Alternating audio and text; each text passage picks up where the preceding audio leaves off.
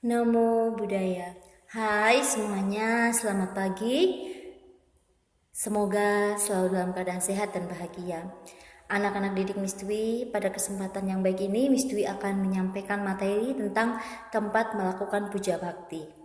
Setiap agama pastinya mempunyai tempat ibadah agar para umatnya dapat melakukan ibadah di tempatnya masing-masing.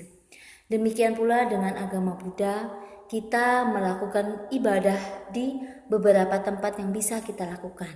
Nah, tempat untuk melaksanakan puja bakti atau kebaktian untuk umat Buddha antara lain satu, wihara. Wihara adalah tempat ibadah agama Buddha. Wihara merupakan tempat umat Buddha melakukan kegiatan keagamaan seperti puja bakti atau kebaktian, mendengarkan dhamma, berdana, dan lain sebagainya. Wihara terdiri atas beberapa bagian. Jadi di dalam wihara itu ada beberapa bangunan yang ada. Yang pertama Uposatagara atau gedung uposata. Tempat untuk melaksanakan upacara penahbisan seseorang menjadi biku. Tempat untuk membacakan patimokkha atau aturan kedisiplinan bagi seorang biku. Yang kedua itu bangunan utama yang di dalamnya terdapat rupang Buddha atau patung Buddha dan digunakan untuk tempat pembacaan parita, untuk berdoa, membabarkan dhamma, dan kegiatan-kegiatan lainnya. Kemudian ada tempat tinggal para biku yang dinamakan kuti. Ya, jadi di wihara terdapat kuti yaitu tempat tinggal para biku. Selanjutnya ada ruangan perpustakaan, tempat belajar dan lain sebagainya. Nah, di wihara fasilitasnya cukup lengkap, ya, ada kuti untuk tempat istirahat para biku, kemudian ada perpustakaan, ada juga museumnya juga, ya. Nah, kemudian cetia. Cetia juga merupakan tempat ibadah umat Buddha yang lebih kecil daripada wihara.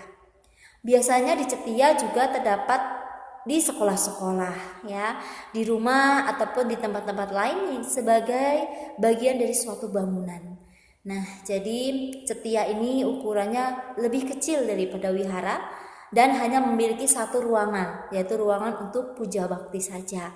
Dan biku tidak tinggal di cetia, biku hanya datang untuk menyampaikan dhamma, menerima dana makan, dan biku akan kembali lagi ke wihara untuk beristirahat di kutinya. Kemudian yang ketiga adalah arama.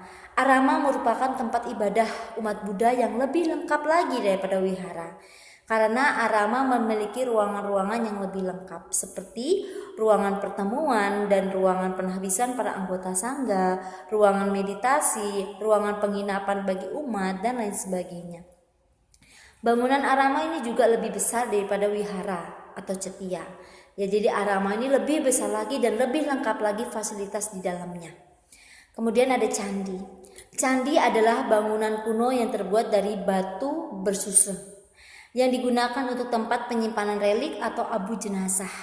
Candi juga digunakan sebagai tempat pemujaan atau tempat bersemayamnya para dewa, tempat berziarah dan tempat beribadah pada hari-hari besar keagamaan. Misalnya ada di Candi Borobudur, Candi Mendut, Candi Pawon, dan candi lainnya yang ada di Indonesia khususnya. Biasanya Candi Buddha memiliki stupa di puncaknya. Stupa adalah tempat untuk menempatkan abu jenazah sang Buddha atau arahat. Nah, jadi candi juga bisa digunakan sebagai tempat ibadah umat Buddha untuk mengenang jasa-jasa dari sang Buddha. Bangunan yang selanjutnya adalah pagoda. Pagoda adalah suatu bangunan suci yang dibangun untuk menyimpan benda-benda suci atau abu jenazah manusia yang telah diperabukan atau disempurnakan. Bangunan pagoda sering berbentuk segi 4, segi 6, atau segi 8 dan biasanya mempunyai tingkatan dalam jumlah ganjil. Seperti 3 tingkat, 5 tingkat, 7 tingkat, dan seterusnya. Nah, inilah pagoda. Nah, jadi pagoda ini bisa juga digunakan sebagai tempat ibadah, tempat untuk melakukan puja bakti, ya. Jadi tempat ibadah umat Buddha tidak hanya di cetia dan wihara saja, tetapi bisa juga di arama, di candi, dan di pagoda. Nah, semoga kita bisa mengunjungi ya dan bisa melakukan puja bakti di tempat ibadah umat Buddha.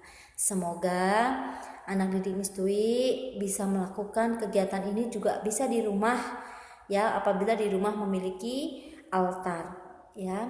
Dan semoga materi ini bermanfaat. Sabe sata bahwa untuk kita atas, semoga semua makhluk hidup berbahagia. Sadu, sadu, sadu. Namo Buddhaya.